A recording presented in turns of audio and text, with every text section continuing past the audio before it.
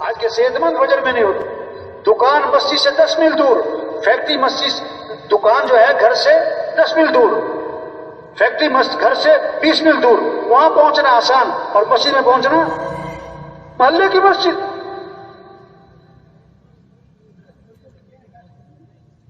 شریعت کا مزاج ہے رات کو جلدی سونا اور صبح کو جلدی، بولو بھائی، شریعت کا مزاج ہے رات کو جلدی سونا اور صبح کو جلدی. اور کراچی کا کیا مزاج؟ بھئی جو رات کو جلدی سوئے گا وہی تو صبح جلدی اٹھے گا نا. جو سوئے گا ہی دیر سے تو اٹھے گا بھی. کون سے وقت میں برکت ہے، کون سے کاموں میں برکت ہے؟ صبح کے. صبح اٹھو. دیکھو 5 نمازیں ہیں.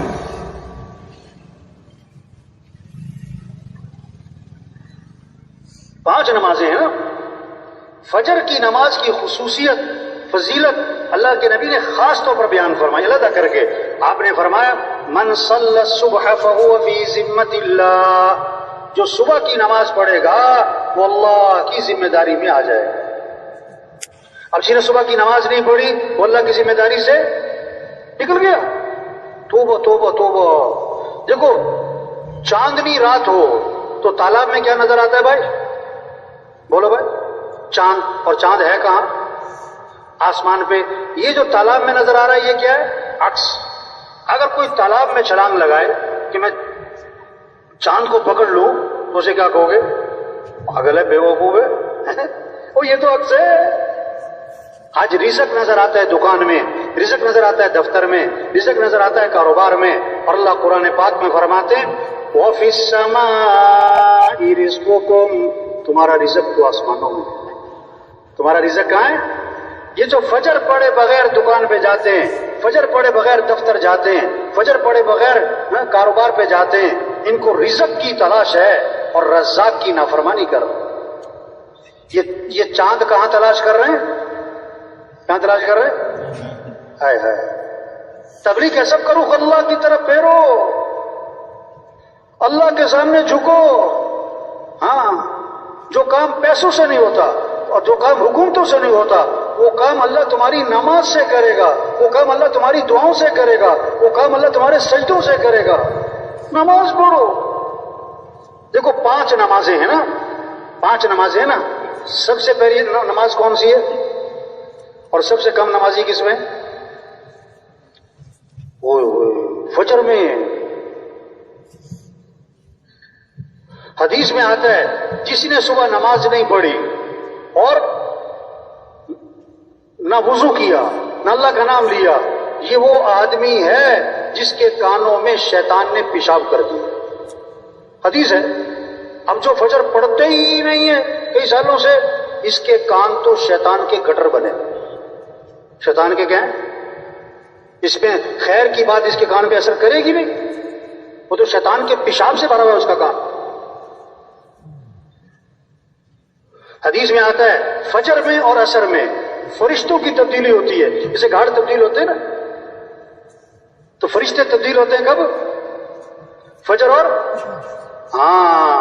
جب فرشتے واپس جاتے ہیں نا تو اللہ فرماتے ہیں فرشتوں سے باوجود جاننے کے جب تم گئے تھے میرا بندہ کیا کر رہا تھا، اب تم واپس آئے ہو تو میرا بندہ کیا کر رہا تھا.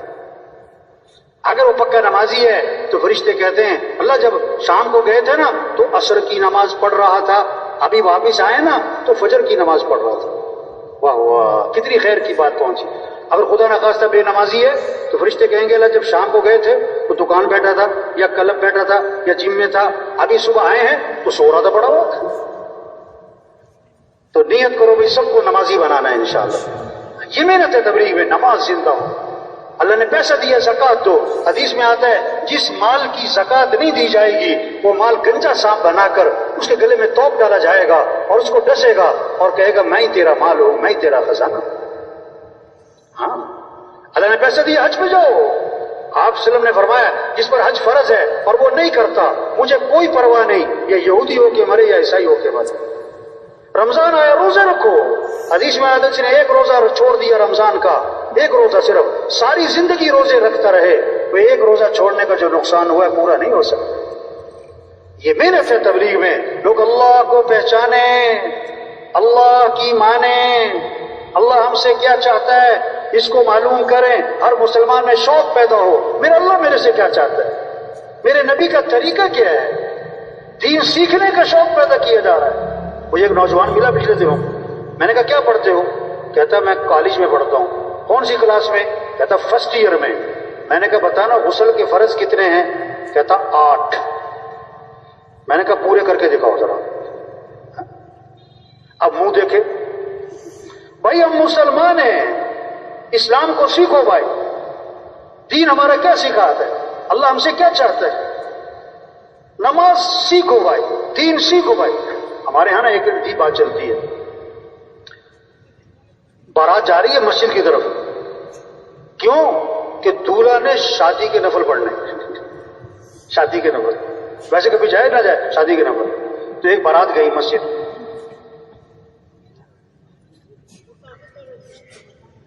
اور کہیں بھی بینڈ باجے کے ساتھ، ڈھول ڈھمکے کے ساتھ۔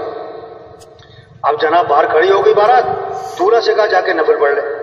جو اس کا دوست تھا نا جو دیندار داڑھی والا، اس سے کہا تم ساتھ چلے جاؤ، وہ مجھے سنا رہا تھا، کہتا میں ساتھ چلا گیا، میں بیٹھ گیا، میں نے اسے کہا بھائی پڑھ لے شادی کے نفل پڑھ لے، کہتا پہلے تو مسجد کو دیکھتا رہا وہ، میں نے کہا بھائی شادی کے نفل پڑھ، تو اس نے پھر نیت باندھ لی، کہتا میں پاس بیٹھ گیا، بڑی دیر کھڑا رہا، کہتا میں نے سوچا ہوا شادی کے نفل ہیں، بڑے خوش خوشی سے پڑھ، پھر بہت دیر بعد کھڑے کھڑے سلام پھیر دیا اس نے، کہتا میں نے اس سے کہا بھائی تم نے شادی کے نفل پڑھے کہ نماز جنازہ پڑھی؟ نہ رکوع نہ سجدہ، یہ کس میں ہوتا ہے؟ اس نے کہا سچی بات بتاؤں مجھے نماز آتی ہے۔ اور تبلیغ میں یہ کہہ رہے ہیں دین سیکھو بھائی، سگی ماں کا جنازہ پڑھتے ہیں جنازے کی دعا نہیں آتی، سگے باپ کا جنازہ پڑھتے ہیں جنازے کی دعا۔ تبلیغ میں منت خوشامد ہے، بھائی اللہ کو راضی کر لو، بھائی حضرت محمد صلی اللہ علیہ وسلم کی اتباع کرو، بھائی 5 وقت نماز پڑھو، دین کو سیکھو بھائی، قرآن کی تلاوت کرو۔ دن میں 600 مرتبہ موبائل کو کھولتا ہے اور قرآن کتنی دفعہ کھولتا ہے؟ یہ کیسے مسلمان ہیں کہ سال ختم ہو جاتا ہے قرآن ختم؟ آپ صلی اللہ علیہ وسلم نے فرمایا ہر چیز کا ایک دل ہوتا ہے، اور قرآن پاک کا دل سورہ یاسین ہے۔ آپ نے فرمایا جو صبح کو سورہ یاسین پڑھے گا اللہ شام تک کے کاموں میں اس کی مدد فرمائے۔ ہمارے گھروں میں فضا بنے قرآن کی۔ آپ نے فرمایا جو رات کو سورہ ملک پڑھے گا اللہ اسے قبر کے عذاب سے بچا لیں گے۔ آپ نے فرمایا کہ جو رات کو سورہ واقعہ پڑھے گا اس پر فاقہ نہیں آئے گا۔ آپ نے فرمایا کہ تم اس بات سے عاجز ہو کہ 1000 آیات پڑھ لیا کرو۔ صحابہ نے عرض کیا حضور 1000 آیات کا پڑھنا یہ تو بڑا مشکل کام ہے۔ آپ نے فرمایا جو سورہ الہاکم التکاثر پڑھے گا اسے 1000 آیات پڑھنے کا ثواب ملے گا۔ یہ شوق پیدا ہو جائے ہمارے وزیروں میں، وکیلوں میں، ججوں میں، مزدوروں میں، غریبوں میں، دیہات والوں میں، شہر والوں میں، ہاں یہ شوق پیدا ہو، مجھے قرآن پڑھنا ہے، مجھے اللہ کا ذکر کرنا ہے۔ آپ صلی اللہ علیہ وسلم نے فرمایا جو 100 مرتبہ پڑھے لا الہ الا اللہ، لا الہ الا اللہ، لا الہ الا اللہ، فرمایا جو 100 مرتبہ روزانہ پڑھے گا جب قیامت کے دن اٹھے گا تو اس کا چہرہ 14ویں رات کے چاند کی طرح چمک رہا ہو۔ اب مزدور مزدوری کر رہا ہو اور زبان پر کیا ہو لا الہ الا اللہ، ڈرائیور گاڑی چلا رہا ہو اور زبان پر کیا ہو لا الہ الا اللہ۔ آپ نے فرمایا جو کثرت سے درود شریف پڑھے گا جنت میں اسے میرا پڑوس ملے گا۔ ایک صحابی نے عرض کیا حضور میں نے ذکر کا وقت طے کیا اس میں سے کتنا وقت درود شریف کو دے دوں؟ پھر خود ہی کہا حضور 1/4 وقت دے دوں درود شریف کو؟ آپ نے فرمایا ہاں ٹھیک ہے لیکن درود شریف زیادہ کر لو تو بہتر ہے۔ میں نے کہا اچھا میں 1/3 وقت درود شریف کو دے دوں؟ فرمایا ٹھیک ہے لیکن درود شریف اور زیادہ کر لو تو بہتر ہے۔ میں نے کہا اچھا میں آدھا وقت درود شریف کو دے دوں؟ میں ٹھیک ہے لیکن درود شریف اور زیادہ کرو تو بہتر ہے۔ میں نے کہا اچھا میں 2/3 وقت درود شریف پڑھتا ہوں، 1/3 باقی اذکار۔ آپ نے ہاں ٹھیک ہے لیکن درود شریف اور زیادہ کر لو تو بہتر ہے۔ میں نے کہا اچھا میں سارا وقت درود شریف ہی پڑھوں گا۔ آپ نے فرمایا اذن تکفا ہموں کا ویغفر ذنبوں کا،